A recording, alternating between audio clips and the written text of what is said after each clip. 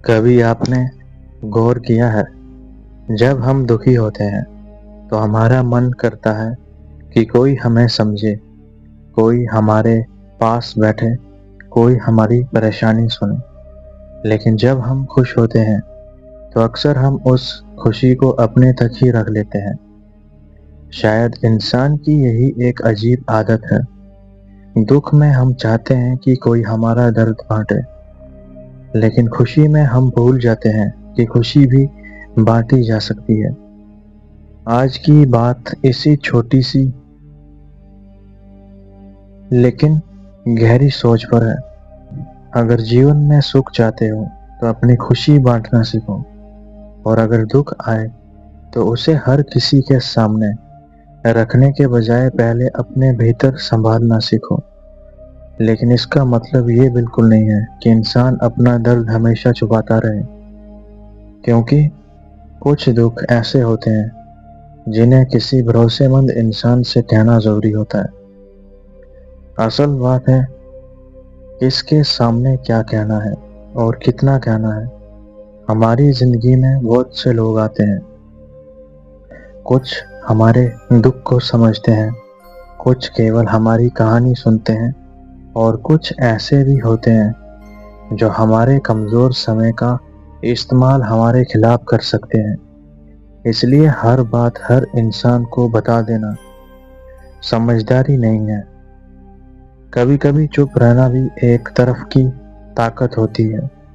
जब मन बहुत परेशान हो तो तुरंत पूरी दुनिया को अपनी परेशानी बताने के बजाय थोड़ा रुकिए, अकेले बैठिए, अपने मन को सुनिए, खुद से पूछिए आखिर मुझे दुख किस बात का है। कई बार हम जिस चीज को अपना सबसे बड़ा दुख समझ रहे होते हैं, असल में उसके पीछे कोई और कारण छिपा होता है।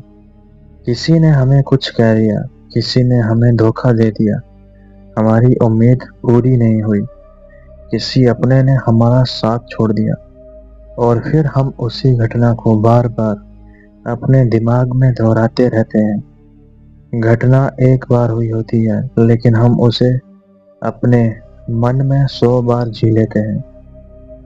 यहीं से दुख और बड़ा होने लगता है।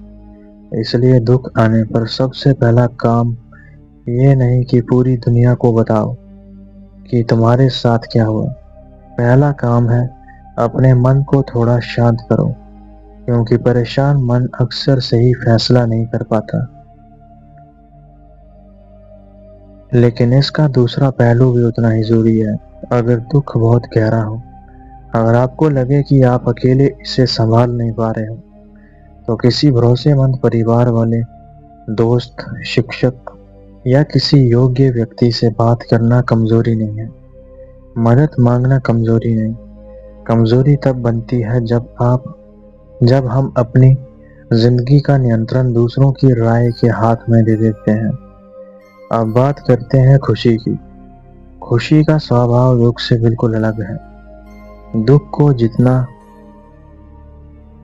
हर किसी के सामने फैलाओगे, कई बार उतना ही मन भारी हो जाएगा। लेकिन खुशी बांटने से अक्सर बढ़ती है। आपने कभी देखा है, जब घर में कोई अच्छी खबर आती है तो हम तुरंत अपने लोगों को बताते हैं। किसी की नौकरी लग जाए, किसी की शादी तय हो जाए, किसी बच्चे को सफलता मिल जाए, या कोई छोटी सी अच्छी बात हो जाए, जब हम उसे अपने लोगों के साथ बांटते हैं तो उस खुशी की चमक और बढ़ जाती है। क्यों? क्योंकि इंसान केवल खुशी महसूस कर सकता है, लेकिन खुशी का असली आनंद अक्सर दूसरों के साथ जुड़ने में आता है। और शायद इसी वजह से हमारे पुराने विचारों में भी दान, सेवा, प्रेम, प्रसन्नता बांटने को इतना महत्व दिया गया। ये कोई जादू का नियम नहीं है कि आप किसी को खुशी दोगे और अगले दिन वही खुशी आपको वापस मिल जाएगी। जीवन इतना सीधा हिसाब नहीं है। लेकिन एक बात जरूर होती है, जब आप दूसरे के लिए अच्छा करते हैं तो आपके भीतर का नजरिया बदलने लगता है। आपका ध्यान केवल अपनी समस्याओं पर नहीं रहता, आप किसी को मुस्कुराते देखते हैं, किसी की मदद करते हैं, किसी निराश व्यक्ति को हिम्मत देते हैं, और धीरे धीरे आपको एहसास होता है कि जीवन केवल हमारी परेशानियों का नाम नहीं है।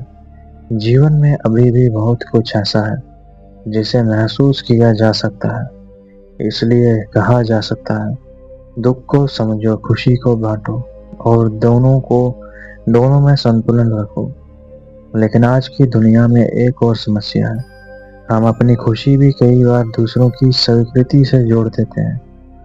हम कुछ अच्छा करते हैं, फिर सोचते हैं लोग क्या कहेंगे। हम सफल होते हैं, फिर देखते हैं किसने बधाई दी। हम कुछ खरीदते हैं, फिर सोचते हैं लोगों को कैसा लगेगा। हम अपनी जिंदगी जीने के बजाय दूसरों की नजरों में अपनी जिंदगी तलाशने लगते हैं। यहीं से खुशी कमजोर होने लगती है। खुशी का मतलब ये नहीं कि पूरी दुनिया को दिखाया जाए कि हम खुश हैं। कभी कभी सच्ची खुशी बहुत शांत होती है। आप अकेले बैठे हैं, चाय का एक कप है, मन शांत है, घर में अपने लोग हैं, और उस पल आपको किसी को कुछ साबित करने की जरूरत नहीं, बट वही भी खुशी है। वही इसलिए खुशी बांटने का मतलब ये नहीं कि हर खुशी सोशल मीडिया पर डाल दो।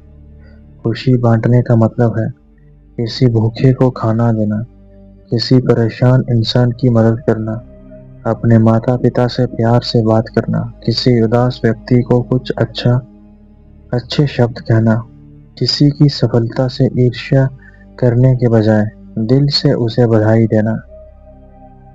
क्योंकि खुशी केवल महसूस करने की चीज नहीं है, खुशी एक व्यवहार भी है।